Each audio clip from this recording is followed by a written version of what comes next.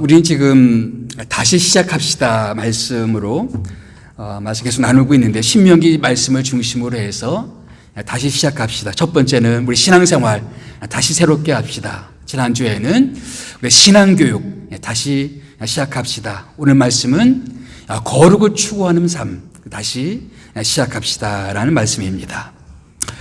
이 교회를 다니기 시작하면서부터 일반 사회에서 잘 사용하지 않는 단어들을 교회에서 많이 씁니다. 그 중에 한 단어가 아마 거룩이라는 말일 것 같아요. 거룩이라 하면 어떤 이미지가 떠오르십니까? 거룩 하면은 왠지 거북하죠. 거룩. 뭔가 재미는 하나도 없이 진지하게만 할 것 같은 그런 느낌을 줍니다. 혹은 나와는 상관이 없을 것 같은 그런 느낌을 줍니다. 그런데 성경은 우리에게 이렇게 말씀하십니다. 내가 거룩하니 너희는 거룩할지어다, 이렇게 말씀하십니다. 내가 거룩하니 너희는 거룩할지어다.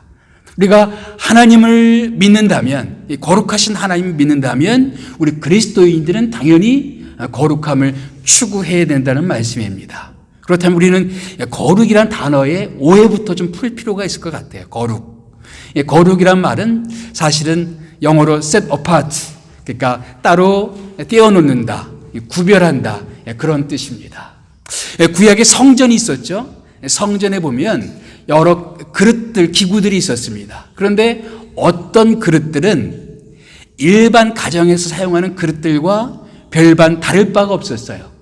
가정에서도 흔히 볼 수 있는 그릇들이 있었습니다. 그런데 성전 제사를 위해서 따로 구별하였기 때문에 성전에 있는 그릇들은 성물, 거룩한 성물이다, 거룩한 기물들이다라고 불렸습니다.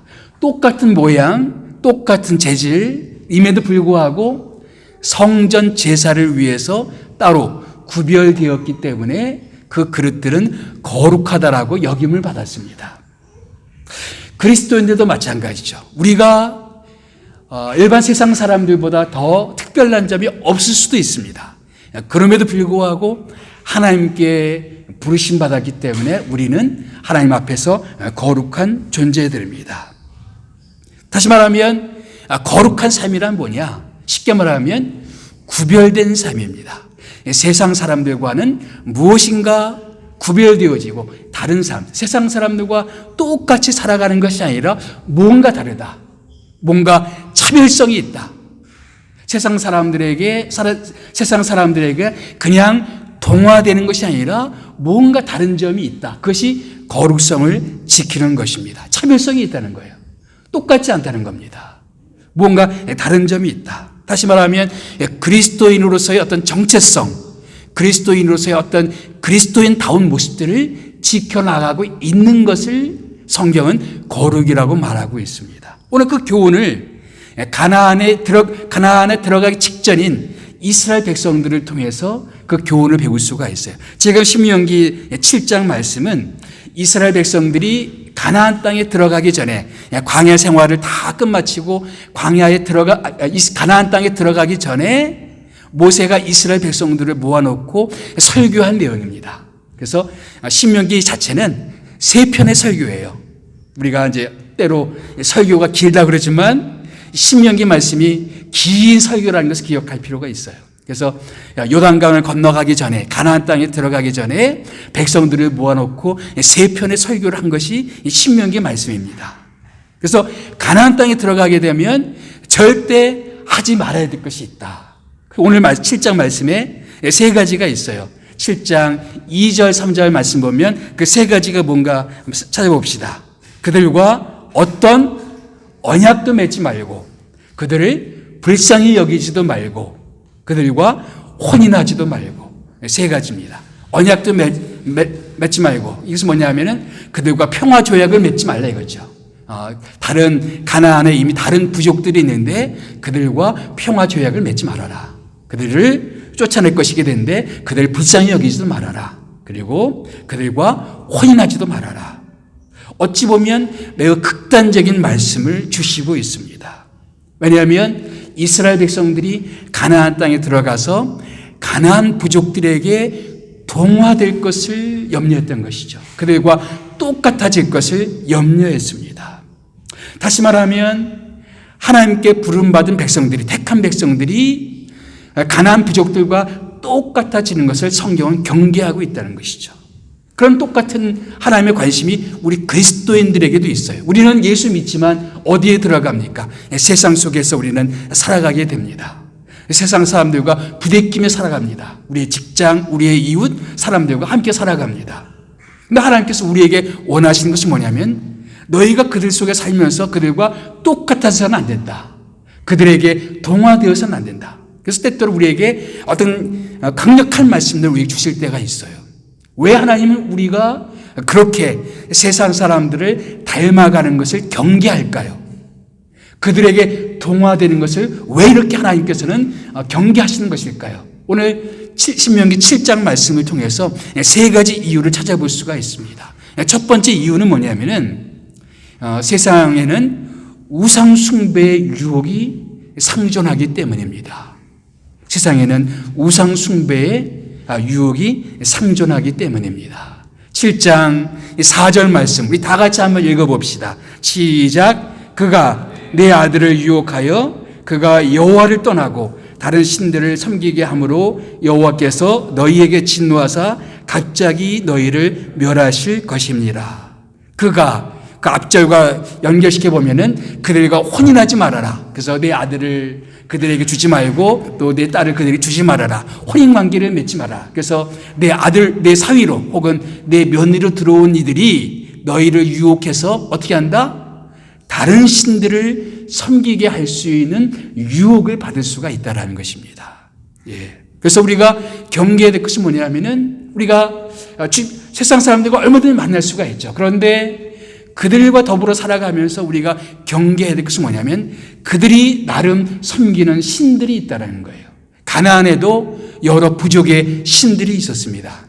가장 대표적인 신들 혹시 기억하시나요? 가나안에 있었던 신들, 바알신, 아세라 신들, 아주 유명한 신들이죠. 구약의 유명한 선지자 엘리야가 바로 바알 선지자, 아세라 선지자들과 영적인 대결을 벌이지 않았습니까? 그렇게 고질적인 그 우상 숭배의 문제가 가나안에 있었어요. 하나님은 그래서 미리 이스라엘 백성들을 경계하시는 겁니다. 그 땅에 가게 되면 많은 신들이 있다. 그들을 접하게 될 터인데 그들에게 가까이 하다 보면 그 우상 숭배의 유혹에 너희가 빠질 수가 있다라는 것입니다. 실제로 이 가나안 땅에 들어가기 전에도 이스라엘 백성들이 얼마나 우상 숭배에 취약한지를 아주 생생하게 경험한 사건이 있었어요. 바로 발람 사건입니다. 발람이 누구죠? 발람.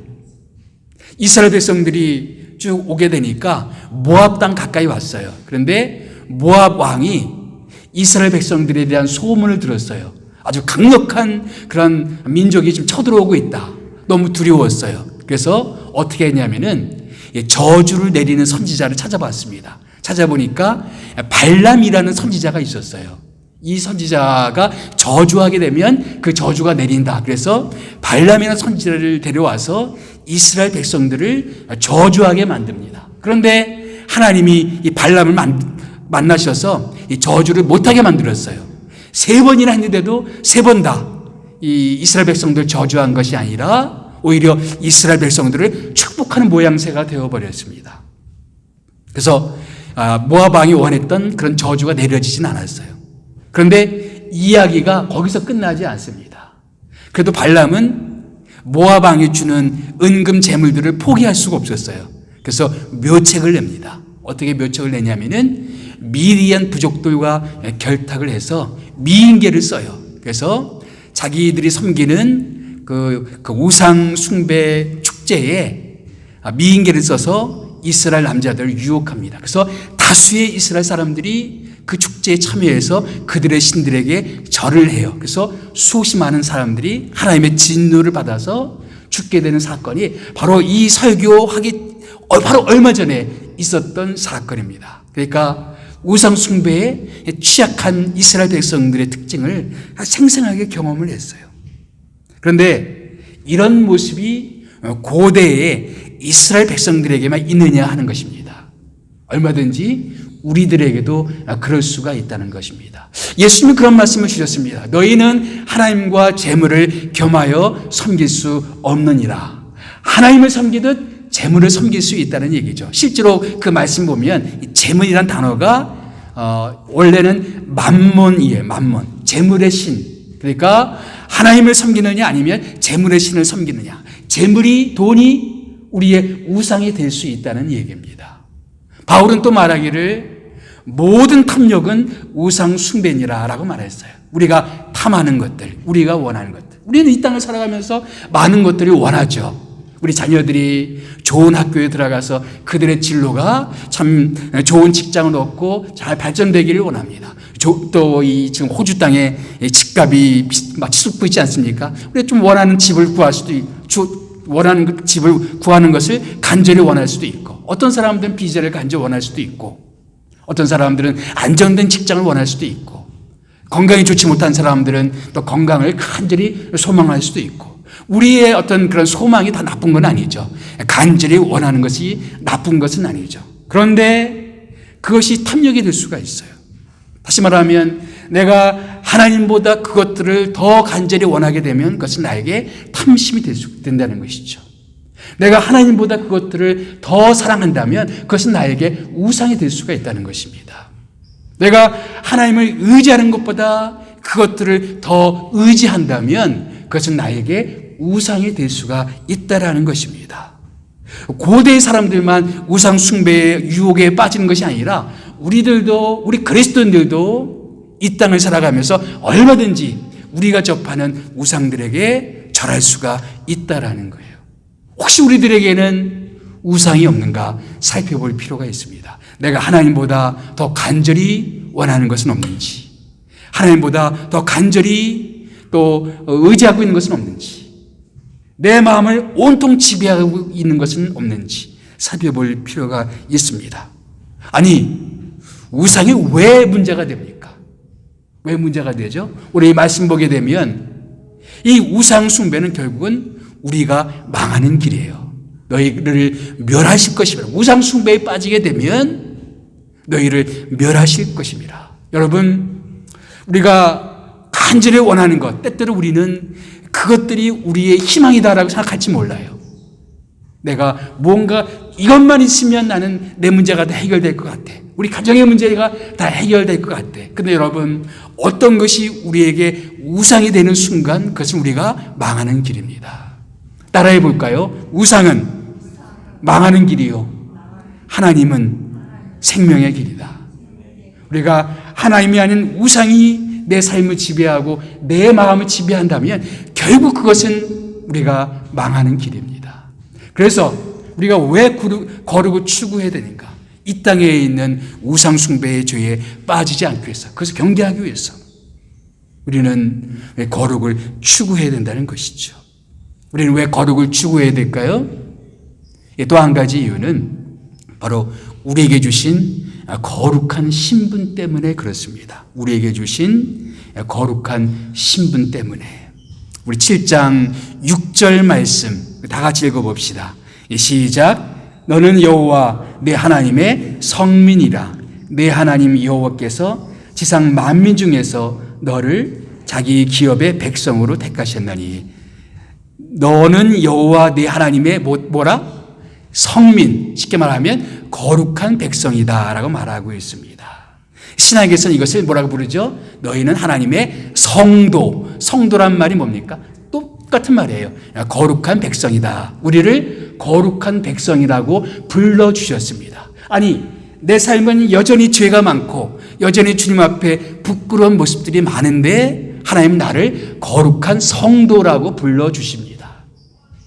또 이 말씀 보니까 뭐라고 됐어요? 지상 만민 중에서 너를 자기 기업의 백성이다. 이 단어가 이 구약 성경에서 매우 특별한 단어예요. 히브리어로는 세귤라라는 단어입니다.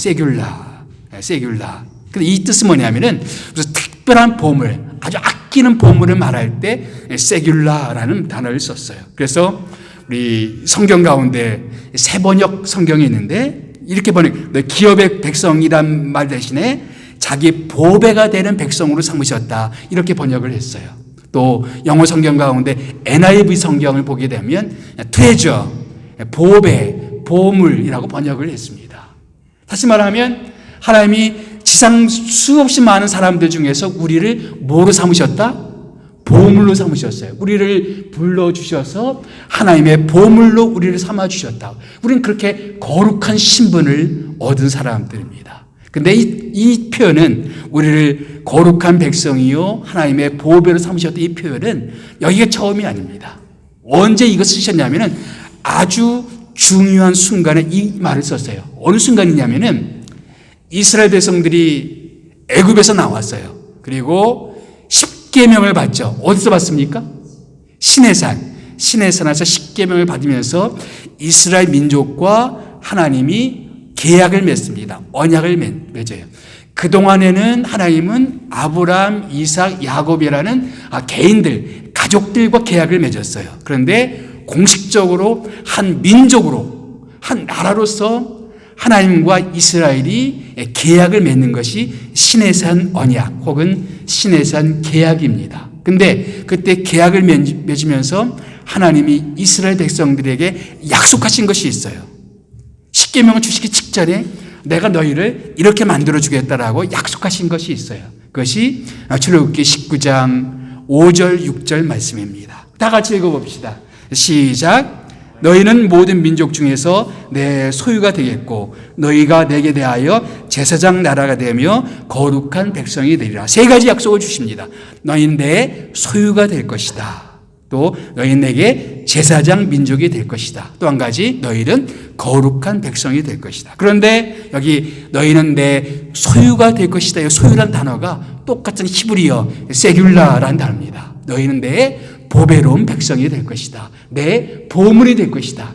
지상에 많은 민족들이 있지만 너희는 내 보물이다. 너희는 내 보배가 될 것이다. 너희는 제사장 민족이 될 것이다. 너희는 거룩한 백성이 될 것이다. 이 계약을 지금 가나안 땅에 들어가기 전에 하나님 다시 한번 이스라엘 백성들에게 상기시키는 것입니다. 너희는 나와 계약을 맺은 백성이다. 그래서 너희는 내 앞에 거룩한 백성이 되었고 또 나의 보물이 되었다. 이 말씀을 좀 반복하시는 것입니다. 그런데 신약 성경에 들어와서 베드로는 이 약속은 고대 이스라엘에게 국한된 것이 아니라 우리 예수 믿는 우리들에게 적용되는 말씀이라고 말씀하십니다. 베드로전서 2장 9절 말씀 보게 되면 다 같이 시작. 너희는 택하신 족속이요 왕 같은 제사장들이요 거룩한 나라요 그의 소유가 된 백성이, 똑같은 말씀이죠. 이스라엘이 시내산에서 계약 맺을 하셨던 약속이었어요. 그런데 누구에게 적용합니까? 너희는, 여기 너희는 뭐냐면은 베드로의 편지를 받고 있는 교회들을 말하고 있습니다. 교인들에게 하시는 말씀이에요. 이것이 고대 이스라엘에게만 적용되는 말씀이 아니라 우리가 바로 하나님의 거룩한 백성들이고 우리가 바로 하나님의 보물이 되었다. 우리는 지금 하나님 앞에서 그렇게 거룩한 신분을 얻었어요. 우리는 하나님의 거룩한 성도가 되었고 거룩한 백성이 되었고 하나님의 보물이 되었어요. 이런 거룩한 신분을 얻었기 때문에 우리 신분에 합당한 삶을 살아야 된다. 지금 그 말씀을 지금 신명기 7장에서 하고 있는 겁니다. 왜 너희는 성민이다. 너희는 하나님의 보물이다. 이 말씀을 상기시키는 것일까요? 너희가 이런 백성이 되었기 때문에, 이런 신분을 얻었기 때문에 거기에 합당한 삶을 살아야 되지 않겠느냐, 그런 얘기죠. 가끔 신문지상에 어떤 목사님들의 어떤 비리라든가 잘못이 신문지상이나 방송매체에 나오는 경우들이 있습니다. 그러면 우리가 그런 얘기를 하죠. 어떻게 목사님이 저럴 수가 있나, 이런 이야기를 하지 않습니까? 혹은 교회 다니지 않은 사람들이 예수 믿는 사람들을 비판하면서 어떻게 믿는 사람들이 그럴 수가 있는가, 어떻게 장로라는 사람이 그럴 수가 있나, 이런 얘기를 할 때가 있습니다. 근데 이 말을 뒤집어 보면 사람들이 목사에게 합당한 어떤 기대가 있는 거예요. 적어도 목사는 이래야지라는 기대가 있는 것이죠. 예수 믿는 사람에게는, 그래도 예수 믿는 사람은 우리 세상 사람도 달라야지, 일반 사람하고는 달라야지라는 기대가 있는 것이죠. 교회 장로님이라면 그래도 교회 장로다운 어떤 그런 삶에 대한 기대가 있기 때문에 그런 얘기들을 하고 있는 것이죠. 하나님도 똑같은 말씀이에요. 우리를 하나님의 거룩한 백성 혹은 우리를 성도라고 부르신 것은 거기에 합당한 삶의 기대가 있는 것입니다. 내가 너희를 거룩한 백성으로 불러주지 않았느냐. 그 수많은 사람들이 있는데 너희를 내 보물로 삼아주지 않았냐. 그렇다면 너희가 그들과 똑같은 삶을 살 것이 아니라 너희는 달라야 되지 않겠느냐. 우리가 거룩한 삶을 살아야 되는 이유, 바로 우리는 거룩한 신분을 얻었기 때문입니다. 세 번째, 바로 우리가 받은 은혜 때문입니다. 신명기 7장 7절 말씀 다 같이 읽어봅시다. 시작. 여호와께서 너희를 기뻐하시고 너희를 택하심은 너희가 다른 민족보다 수요가 많기 때문이 아니니라. 너희는 오히려 모든 민족 중에서 가장 적으니라. 너희가 택함 받은 것이 너희가 수요가 많기 때문이 아니고 너희가 가나안 땅을 차지할 수 있는 것이 너희들이 강력한 군대이기 때문에 너희가 그 땅을 차지할 수 있는 것이 아니다. 너희는 오히려 너희들의 힘으로는 그 땅을 차지할 수가 없다. 너희는 수요가 매우 적은 민족이다. 그런 말씀을 하십니다. 또 신명기 9장을 보게 되면 너희가 그 땅을 차지하는 것은 너희의 공의 때문이 아니다 라고 말하고 있어요. 너희의 공의 때문이 아닙니다. 쉽게 말하면 너희가 다른 민족보다 더 의로운 민족이기 때문에 너희가 그 땅을 차지할 수 있는 것이 아니다 라고 말하고 있습니다.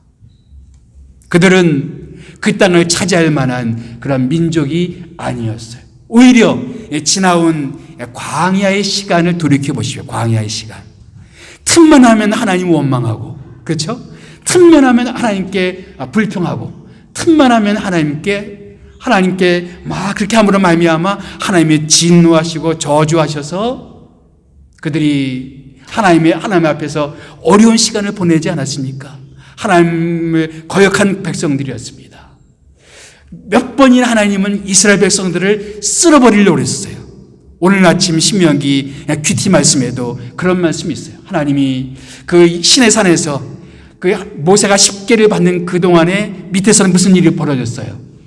우상 숭배를 벌였어요. 우상을 만들어서 절을 하는 일들을 했었어요. 그래서 하나님이 이스라엘 백성들을 쓸어버리려고 할 때 하나님이 모세의 기도를 듣고 이스라엘 백성들을 용서해 주셨습니다. 그것이 바로 이스라엘 백성이었어요.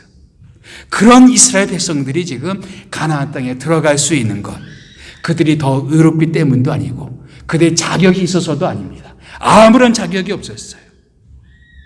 그러면 그렇게 자격이 없는 사람들이 어떻게 그 땅을 차지할 수 있게 되었나요? 7장 8절 말씀 좀 길지만 다 같이 읽어봅시다. 시작. 여호와께서 다만 너희를 사랑하심으로 말미암아 또한 너희 조상들에게 하신 맹세를 지키게 하심으로 말미암아 자기의 권능의 손으로 너희를 인도하여 내시되 너희를 그 종되었던 집에서 애굽 왕 바로의 손에서 성령하셨나니 너희 때문이 아니라 누구 때문에? 하나님이 사랑하셨기 때문에. 예. 여러분, 우리가 구원받은 것도 마찬가지죠. 우리가 의롭기 때문에 구원받은 것도 아니고 우리가 교회에 열심을 내었기 때문에 다른 사람보다 좋은 일을 더 많이 했기 때문에 우리 양심이 더 바르기 때문에 그런 조건 때문이 아닙니다. 우리는 하나님 앞에 아무런 공로가 없어요. 우리가 구원받는 것은 우리의 공로 때문이 아닙니다. 우리의 행위 때문도 아닙니다. 우리의 선함 때문도 아닙니다. 우리의 의로움 때문도 아닙니다. 우리 때문이 아니었어요. 누구 때문에? 하나님의 사랑 때문에. 하나님이 우리를 어떻게 사랑하셨습니까? 하나님이 세상을 이처럼 사랑하사 독생자를 주셨으니 자기의 독생자 예수님을 이 땅에 보내셔서 저 십자가에 보내실 정도로 우리를 그렇게 사랑하셨다는 것이죠. 우리가 아직 죄인 되었을 때 그리스도께서 우리를 위하여 죽으심으로 하나님께서 우리에게 대한 자기의 사랑을 확증해 주셨다. 우리는 아직 죄인 되었을 때 우리가 하나님 앞에 의로운 삶이 아니라 죄인이었는데 그때 하나님께서 우리를 사랑하셔서 자기 독생자 예수 그리스도가 십자가에서 죽으심으로 말미암아 하나님이 얼마나 우리를 사랑하셨는지를 보여주셨다. 왜 우리를 사랑하셨나요? 몰라요. 하나님이 왜 우리를 사랑하셨는지 모르겠습니다. 왜 하나님이 나 같은 사람들을 사랑하시는지 우리는 몰라요. 그러나 우리가 모르지만 한 가지 아는 것은 뭐냐면 하나님이 이처럼 우리를 사랑하신다는 것. 하나님이 이처럼 자기 독생자를 주시기까지 우리를 사랑하시기 때문에 우리가 구원받았다는 것. 은혜죠, 은혜. 예, 은혜입니다. 우리가 구원받은 것도 은혜고 우리가 하나님 백성이 된 것도 은혜입니다. 오늘 이 말씀 보면은 너희 조상들에게 하신 맹세를 지키려 하심이 아니라, 지금 너희들 때문이 아니라 너희 조상들 때문이다. 여기 조상들 누구냐면은 아브라함, 이삭, 야곱을 말하고 있습니다. 하나님은 아브라함과 언약을 맺고 이삭과 언약을 맺고 또 야곱과 언약을 맺었습니다. 그리고 그들에게 약속을 주셨어요. 이들이 가나안 땅을 차지할 수 있었던 것은 그들 때문이 아니라 그들의 조상 때문이었습니다. 마찬가지로 우리들이 하나님의 백성이 된 것은 우리 때문이 아니었어요. 누군가 때문에 우리는 구원받았어요. 누군가 때문에. 그 누군가가 누구예요? 예수님이죠. 예수님. 예수님이 바로 우리의 죄 때문에 십자가에서 죽으셨습니다. 희생당하셨어요. 가시면류관을 쓰시고 허리에 창을 맞으시고 또 손발에 못 박히시면서 우리 때문에 희생당해 주셨기 때문에 그 은혜 때문에 우리는 바로 구원을 받고 하나님의 백성이 되었습니다. 애굽 왕 바로의 손에서 이스라엘 백성들을 속량 구원해 내셨듯이 우리의 죄의 심판으로부터 우리를 구원해 주셔서 지옥의 심판으로부터 우리를 구원해 내 주셨습니다.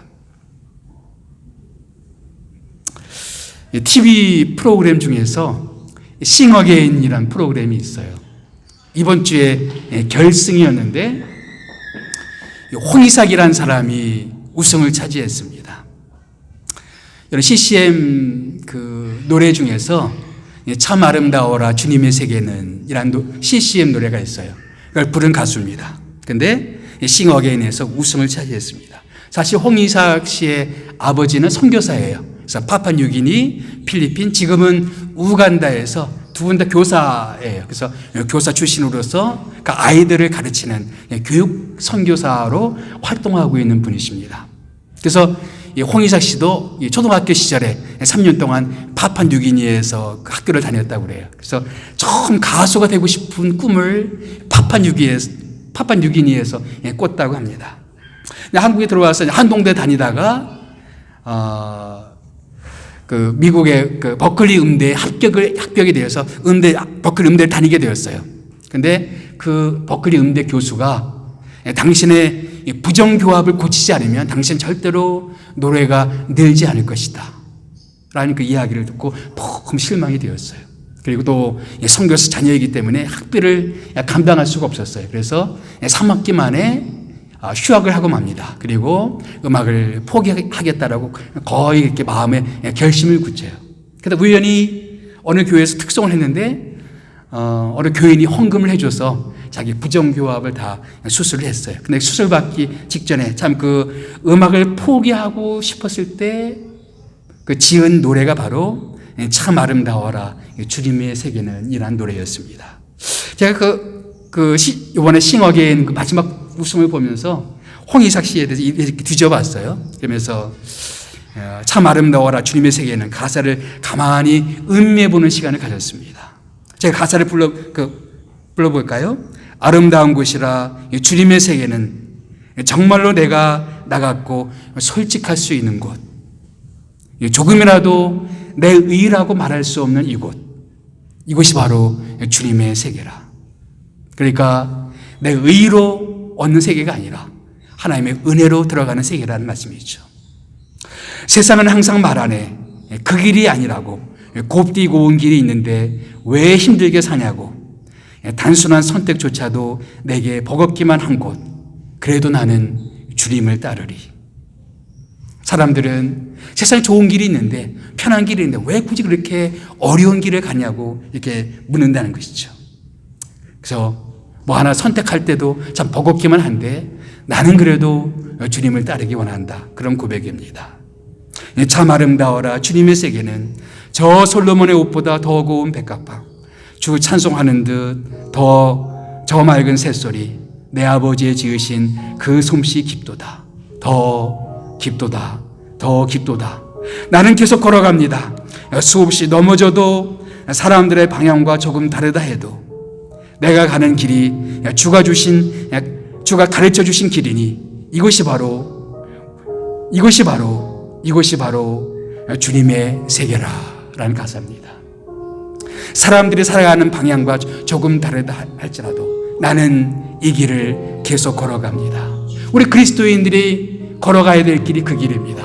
사람들이 높은 가치를 두는 그 가치를 우리에게 동의하지 않고 우리에게는 다른 가치가 있다. 그것들보다 더 중요한 가치가 있다. 우리가 성경 말씀에서 발견한 더 위대한 가치, 더 중요한 가치가 있다. 우리는 그 가치를 위해서 인생을 살아간다.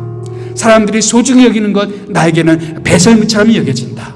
사람들이 아름답게 보는 것 나에게는 아름답지 않고 오히려 주님이 나에게 아름답게 말씀하시는 그것을 향해서 주님의 가치를 위해서 나는 달려가겠다. 이것이 바로 우리들이 걸어가야 될 거룩한 길, 구별된 길, 그리스도인의 자존심을 지키면서 그리스도인의 정체성을 지키면서 걸어가야 될 길인 줄 믿습니다. 기도하겠습니다.